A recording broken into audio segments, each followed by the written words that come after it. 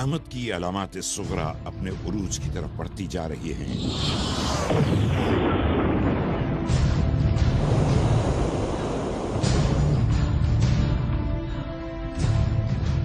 انہی علامات میں بہت سے علماء کرام غزوہ ہند کا تذکرہ کرتے ہیں۔ یہ غزوہ ہند کیا ہے؟ لڑی جا چکی ہے یا لڑنا باقی ہے؟ کیا یہ ایک چھوٹے سے لشکر کی جنگ ہوگی یا لشکروں کے لشکر اس جنگ میں شرکت کریں گے؟ کوئی اسے ایک چھوٹی سی لشکر کشی سمجھتا ہے اور کوئی سمجھتا ہے کہ اس غزوہ ہند میں تا قیامت تک لڑی جانے والی ساری جنگیں شامل ہیں۔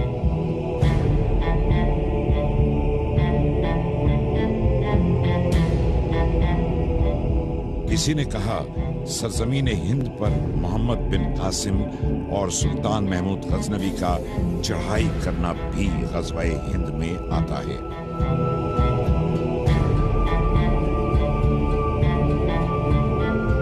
ایک مکتبہ فکر کہتا ہے فکر کی کوئی بات نہیں، غزوہ ہند میں مسلمانوں سے فتح کا وعدہ کیا گیا ہے، اور دوسرا مکتبہ فکر کہتا ہے ان روایات کی صحت میں کئی سوال اٹھتے ہیں۔ حضرت ابو ہریرہ رضی اللہ تعالی عنہ سے مروی ہے کہ آپ صلی اللہ علیہ وسلم نے ہم سے غزوہ ہند کا وعدہ کیا ہے، اور آپ صلی اللہ علیہ وسلم نے فرمایا کہ جو شخص اس جنگ میں شریک ہوگا اگر غازی بن کر لوٹا تو اللہ تبارک و تعالی اسے جہنم سے آزادی عطا فرمائے گا، اور جو اس جنگ میں شہید ہوگا وہ افضل الشہداء میں سے ہوگا۔ یاد رکھیں کہ غزوہ ہند سے مراد ہند کے خطے میں لڑی جانے والی ہر وہ جنگ ہے، ہر وہ مارکا ہے جو کسی بھی دور میں مسلمانوں اور ہندو مشرکوں کے خلاف لڑا جائے گا۔ کوئی کہتا ہے یہ جنگ بہت پہلے لڑی جا چکی، تو کسی کا کہنا ہے یہ غزوہ ہند اس وقت تک ہوگی جب قیامت کی بڑی بڑی نشانیاں ظاہر ہو چکی ہوں گی۔ کسی کا ماننا ہے کہ ان روایات کو سیاسی مقاصد کے لیے استعمال کیا جا رہا ہے۔ کوئی اس غزوہ ہند کی فضیلت کے گن گا رہا ہے، کچھ لوگ اس میں تاریخی مغالطے ڈھونڈتے ہیں، اور کچھ لوگوں کا جذبہ جہاد انہیں کمر کسنے پر اکساتا ہے۔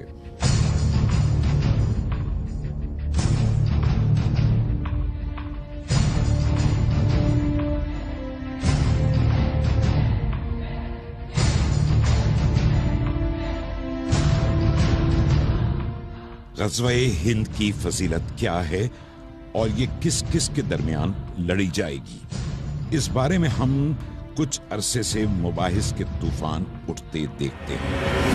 اس میں محلب بن ابی صفرہ ہوں، حارث بن مرہ ہوں، یا حضرت محمد بن قاسم ہوں، سلطان محمود غزنوی اور شہاب الدین غوری ہوں، یا 65 اور 71، یا مسلمانوں اور ہندوؤں کے درمیان لڑی جانے والی کوئی بھی جنگ ہو، وہ غزوہ ہند کے شرف کو حاصل کرنے والے مسلمان ہوں گے۔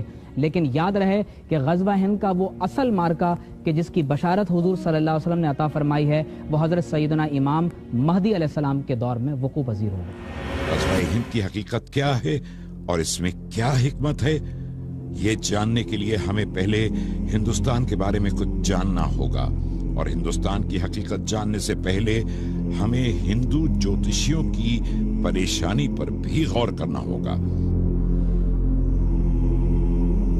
ان پنڈتوں کو پریشانی ہے کہ پاکستان نحوست کے دور سے نکل کر زہرہ کی مہاوشہ میں داخل ہوگا۔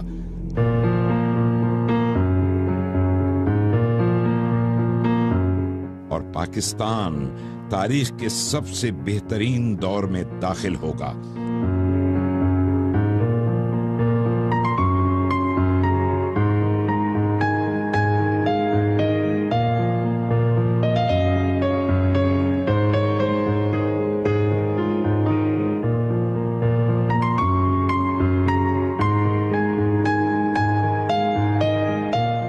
یہی پنڈت شاید سارے ہندوستان میں پاکستان کے بارے میں کھلبلی مچا رہے ہیں۔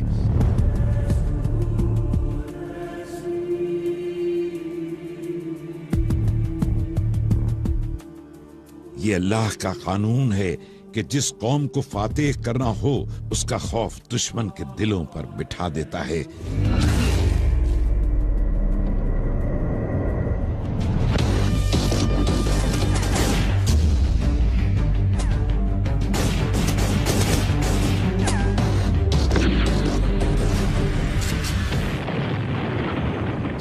इसी वजह से मोदी को आए दिन पाकिस्तान पाकिस्तान पाकिस्तान आया के ख्वाब आते रहते हैं। हिंदुस्तान वालों को ये बात बहुत अच्छी तरह पता है कि मुसलमान अल्हम्दुलिल्लाह डे फर्स्ट से लेकर आज तक ग़ज़वा हिंद की तैयारी कर रहे हैं और अल्हम्दुलिल्लाह आज भी हम ग़ज़वा हिंद को फोकस किए हुए हैं और हमारी आर्मी मुस्तकिल ग़ज़वा हिंद को सामने रखते हुए अपनी टैक्टिक्स को प्लान कर रही है। हिंदुस्तान को ये बात बहुत अच्छी तरह पता है, इस वजह से दिन ब दिन उनकी कोशिशें हमारे खिलाफ, उनकी जिद्दोजहद हमारे खिलाफ वो बढ़ती चली जा रही है। लेकिन इंशाअल्लाह तबारक व तआला हम बहुत जल्द उनको इसका मुंह तोड़ जवाब भी देंगे और जब ग़ज़वा हिंद होगी तो उनको यकीनन इसका फाइनल फैसला कुन जवाब भी दे दिया जाएगा।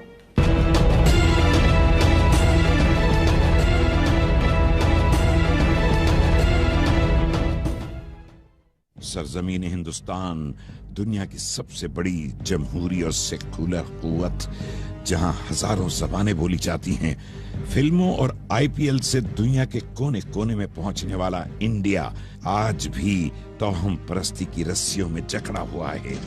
कदम कदम पर मदद करने वाले इकट्ठे किए जा रहे हैं। इसराइल जिसकी सारी दुनिया मजम्मत करती है, भारत उसका हमजोली बना दिखाई देता है। वो इंडिया जहां 20 करोड़ से ज्यादा मुसलमान बसते हैं लेकिन मरकजी धारे में कहीं नजर नहीं आते। इस रंग बरंगे हिंदुस्तान की तारीख बहुत कदीम है। लेकिन हिंदुस्तान का कल्चर एक मखलूत कल्चर है और मखलूत इस माने में है कि वहाँ मुख्तलिफ मज़ाहिब से ताल्लुक़ रखने वाले लोग रहते हैं, लेकिन हिंदुओं के बाद सबसे बड़ी आबादी मुसलमानों की है और 20 करोड़ से ज़ायद इस वक्त मुसलमान वहाँ पर बसते हैं। लेकिन बावजूद इतनी बड़ी तादाद में होने के वहाँ पर बज़ाहिर उनका कोई एक असर नज़र नहीं आता। उनके मजहबी शायर, मजहबी अलामात, उनके बारे में उमूमन आपको उनके मीडिया के ज़रिए से, वहाँ के कल्चर और सकाफ़त के ज़रिए से किसी चीज़ का इजहार नहीं होता। डोमिनेंट जो कल्चर है वो बेसिकली इस वक्त वो हिंदू कल्चर है। मुसलमान फातिहीन सदियों से यहाँ आते रहे और अपना रंग जमाते रहे। सहाबाए कराम गज़ावात में सरकार दो आलम सल्लल्लाहु अलैहि वसल्लम की क़यादत में शिरकत का बेपनाह शौक और जज्बा रखते थे।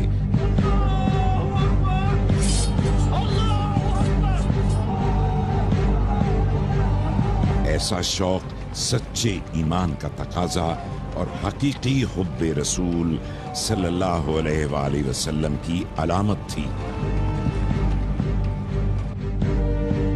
लेकिन नबी अकरम सल्लल्लाहु अलैहि वसल्लम के पर्दा फरमाने के बाद जब आप सल्लल्लाहु अलैहि वसल्लम की क़यादत में जिहाद की सादत हासिल करने का मौका बाकी न रहा तो सुल्फ़े सालिहीन ऐसे मौके की तलाश में रहते कि कम से कम आप सल्लल्लाहु अलैहि वसल्लम की पेशगोई वाले मार्के में शिरकत की सादत जरूर हासिल कर सकें।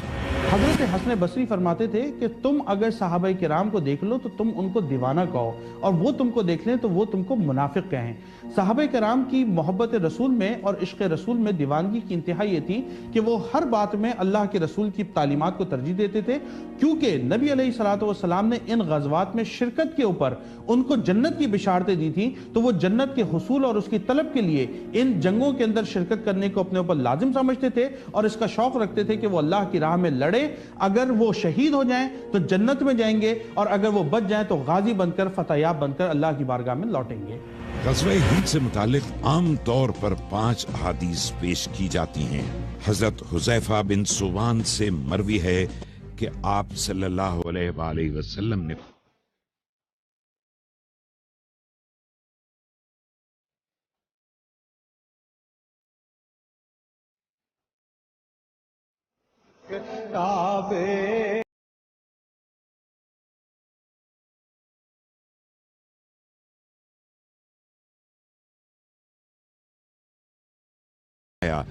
मेरी उम्मत से 2 ग्रोह ऐसे हैं जिन्हें अल्लाह ने जहन्नुम की आग से महफूज रखा है। एक ग्रोह वो जो हिंद पर हमला करेगा और दूसरा ग्रोह वो है जो हजरत ईसा अलैहिस्सलाम के साथ होगा। हजरत इमाम इब्न हंबल ने ग़ज़वा हिंद के बारे में 3 अहादीस मनक़ूल की हैं।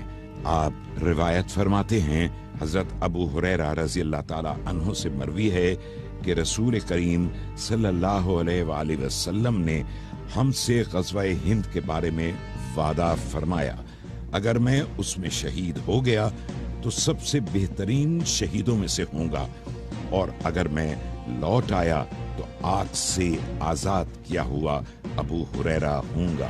حضرت ابو ہریرہ رضی اللہ تعالیٰ عنہ نے جب آپ صلی اللہ علیہ وسلم سے غزوہ ہند کے فضائل سماعت فرمائے تو انہوں نے خود حضور کی بارگاہ میں عرض کی کہ یا رسول اللہ صلی اللہ علیہ وسلم، جب غزوہ ہند کے بعد حضرت مسیح علیہ السلام تشریف فرما ہوں گے تو میں ان سے ملاقات کر کے یہ بات کہوں گا کہ یا رسول اللہ صلی اللہ علیہ وسلم، میں آپ کا صحابی ہوں۔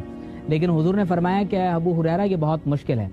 آپ کی تمنا اور خواہش کی وجہ یہ ہے کہ آپ صلی اللہ علیہ وسلم نے فرمایا کہ دو گروہوں پر اللہ نے جہنم کو حرام فرما دیا۔ فرمایا ایک گروہ وہ ہے جو غزوہ ہند لڑے گا، اور دوسرا گروہ وہ ہے جو حضرت سیدنا مسیح علیہ السلام کی معیت میں دجال کے ساتھ برسر پیکار ہوگا۔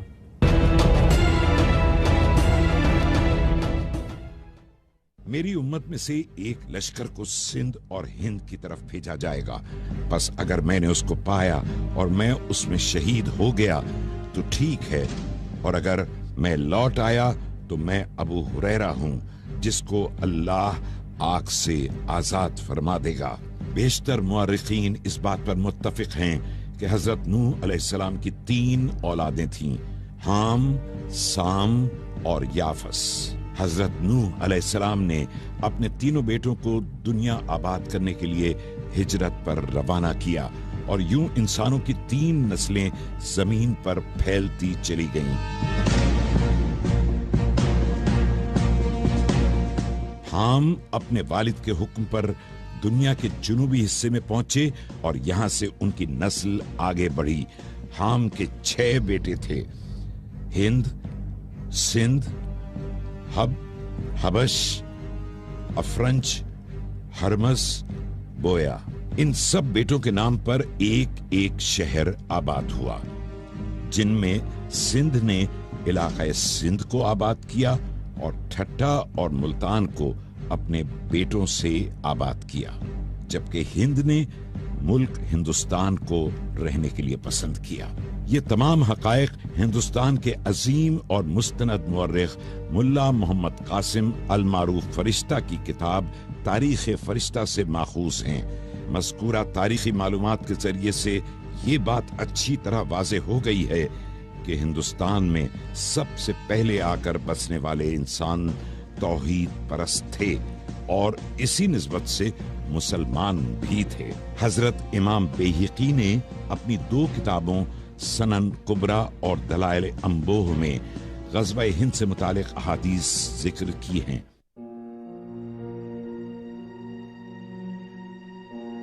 حضرت ابو ہریرہ رضی اللہ تعالیٰ عنہ سے مروی ہے کہ ایک دن رسول اللہ صلی اللہ علیہ وآلہ وسلم نے غزوہ ہند کا ذکر فرماتے ہوئے ارشاد فرمایا، ایک لشکر تمہارے لیے ضرور ہند پر حملہ کرے گا، اللہ تعالیٰ ان کو فتح عطا فرمائے گا، یہاں تک کہ وہ سندھ کے بادشاہوں کو زنجیروں میں جکڑ کر لائیں گے، اللہ تعالیٰ ان کے گناہوں کو معاف فرمائے گا، جب وہ واپس لوٹیں گے، جب ان کو لوٹنا ہوگا تو وہ حضرت عیسیٰ بن مریم کو شام میں پائیں گے۔ غزوہ ہند یہ اس وقت ہوگا کہ جب حضرت امام مہدی علیہ السلام آپ تشریف فرما ہوں گے، آپ مسلمانوں کی افواج کو بھیجیں گے، مسلمان وہاں پر فتح یاب ہوں گے، ہندوستان کے بادشاہوں کو لوہے کی بیڑیوں میں جکڑ کر واپس لے کر آئیں گے، اور جب وہ واپس پہنچیں گے تو اس وقت حضرت عیسیٰ علیہ السلام کا ظہور ہو چکا ہوگا، اور آپ سے پہلے یقیناً دجال بھی آ چکا ہوگا۔ جب عیسیٰ علیہ السلام آئیں گے تو آپ دجال سے مقابلہ کریں گے اور مقام لطف پر اس کو قتل کریں گے۔ حضرت ابو ہریرہ رضی اللہ تعالیٰ عنہ نے فرمایا، پس اگر میں نے وہ غزوہ پایا تو میں اپنا نیا اور آباء و اجداد سے میراث میں ملا ہوا مال بیچ دوں گا اور اس غزوے میں شریک ہوں گا، پس جب اللہ ہمیں فتح فرمائے گا تو ہم واپس لوٹیں گے تو میں آگ سے آزاد ابو ہریرہ ہوں گا۔ وہ لشکر شام آئے گا تو مسیح بن مریم سے ملاقات کرے گا، میں ضرور اس بات کی حرص رکھوں گا کہ ان سے قریب ہوں، پھر انہیں خبر دوں کہ میں نے اے اللہ کے رسول صلی اللہ علیہ وآلہ وسلم آپ کی صحبت اختیار کی ہے۔ رسول اللہ صلی اللہ علیہ وآلہ وسلم مسکرا دیے اور فرمایا، آخرت کی جنت जन्नते औला की तरह नहीं है। उन पर हैबत रखी जाएगी जैसे मौत की हैबत होती है। वो लोगों के चेहरों पर हाथ फेरेंगे और उन्हें जन्नत के दर्जात की बशारत देंगे। ग़ज़वा-ए हिंद से मुतालिक बहुत से सवालात हमारे ज़हनों में उठते हैं। क्या इस ग़ज़वे में लड़ने वाला लश्कर पाकिस्तानी अफ़वाज होंगी? अफगानिस्तान से आने वाला लश्कर होगा या सऊदी अरब से उठने वाला लश्कर या कोई और लश्कर? क्या ग़ज़वा-ए हिंद लड़ी जा चुकी है? कुछ अफराद का कहना है कि ग़ज़वा-ए हिंद की बशारत मुकम्मल हो चुकी है और अब ग़ज़वा-ए हिंद पेश नहीं आएगा। इन अफराद के नजदीक मोहम्मद बिन कासिम का हिंद को फतह करना और हिंद में इस्लामी हुकूमत कायम करना ग़ज़वा-ए हिंद ही है। $1 डील खेलो और जीतो 100 गाड़ियां इस रमजान जीतो पाकिस्तान में। आप सोच रहे होंगे कि $1 यानी 100 रुपए में कैसे मिलेगी आपको गाड़ी? तो उसका तरीका निहायत ही आसान है। सबसे पहले ARY सहूलत वॉलेट या जीतो पाकिस्तान की एप्लीकेशंस को अपने फोन में डाउनलोड करें और फिर $1 डील में खुद को रजिस्टर करें।